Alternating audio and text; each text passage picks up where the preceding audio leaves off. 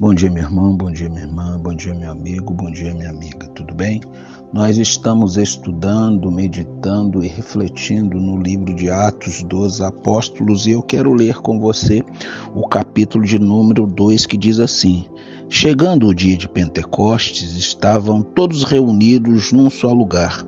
De repente veio do céu um som como de um vento muito forte e encheu toda a casa na qual estavam assentados.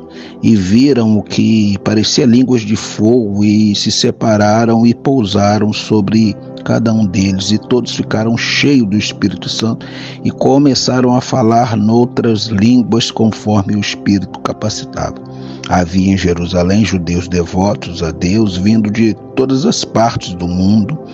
Ouvindo-se o som, ajuntaram-se a uma multidão que ficou perplexa, pois cada um ouvia falar sua própria língua. Atônitos e maravilhados perguntavam: acaso não são galileus todos esses homens que estão falando? Então, como os ouvimos cada um em nossa própria língua materna? Partos, medos, elemitas, habitantes da Mesopotâmia, Judeia e Capadócia, do ponto da província da Ásia, Frígia, Panfilha, Egito e todas as partes da Líbia, próximos de Cirene, visitantes vindos de Roma, tanto judeus como convertidos ao judaísmo, cretenses, árabes, nós os ouvimos declarar maravilhas de Deus em nossa língua. Atônitos e perplexos, todos perguntavam uns aos outros: o que significa isso? Alguns outros, todavia, zombaram e diziam: eles beberam vinho demais. Espírito Santo. O que é isso? Provavelmente poucos do que estão ouvindo poderiam dar uma resposta clara dessa pergunta. Muito ao ouvirem falar do Espírito Santo, talvez imaginem numa substância airosa, uma energia muito misteriosa que anda por aí como um fantasma sem que se saiba ao certo onde e para quê. O que não é de se admirar, pois, lamentavelmente, as mensagens, pregações e estudo não lhe dão o lugar que deveria. Mas não é só a mensagem e a pregação. Até o próprio credo apostólico não faz mais do que simplesmente mencionar o Espírito Santo. No caso de Deus Pai e Deus Filho, a nossa confissão de fé dá uma detalhada definição.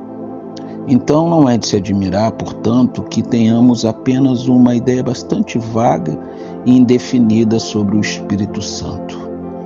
Quem ele é? Que ele faz? Em primeiro lugar, o Espírito Santo tinha sido prometido por Jesus aos seus discípulos. Pouco antes de se afastar definitivamente do seu meio, Jesus disse aos seus seguidores que em sua ausência viria o Espírito para ajudá-los. O texto narrado por Lucas faz exatamente isso, a realização de uma promessa.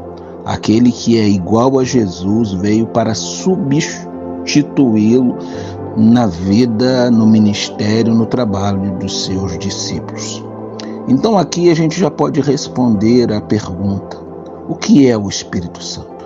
O Espírito Santo é Deus.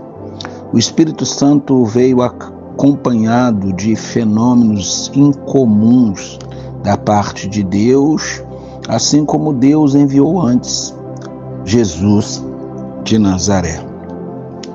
Segunda coisa que o segundo elemento que podemos extrair deste texto, nos fala da finalidade do Espírito Santo. Todos ficaram cheios do Espírito Santo e começaram a falar em outras línguas, outros idiomas, conforme o Espírito concedia que falasse. O Espírito Santo dá aos discípulos de Jesus a capacidade de fazer missão, de testemunhar ao povo, de passar adiante a mensagem de Cristo, de transmitir a toda a humanidade o Evangelho e falar da ressurreição do Cristo.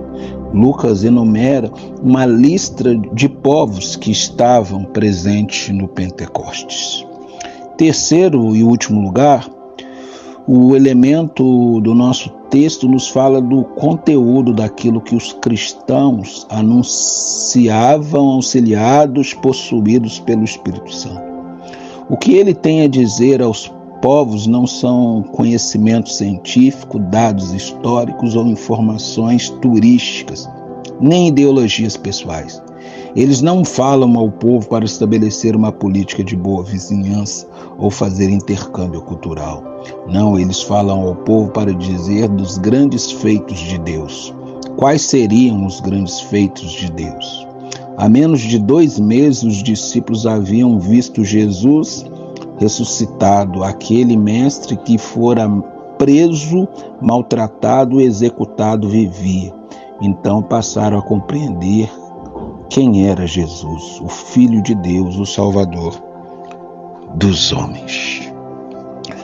A gente aprende com isso tudo que o Espírito Santo não é uma força impessoal que nos possui para a gente se portar como mico de auditório, ficar pulando ou ficar pronunciando um monte de fala desconexa que mais nos escandaliza. O Espírito Santo é o Deus de forma espiritual, invisível, que nos possui para que a gente possa levar adiante o projeto, o plano salvador de Deus, para que todos creiam, todos os povos. Por isso ele nos capacita a falar em outros idiomas e atingir outros corações. Se a mensagem que você prega não foi absorvida, é porque você ainda não desenvolveu uma linguagem para falar com aquelas pessoas a quem Deus quer salvar. Que Deus abençoe você e a sua casa.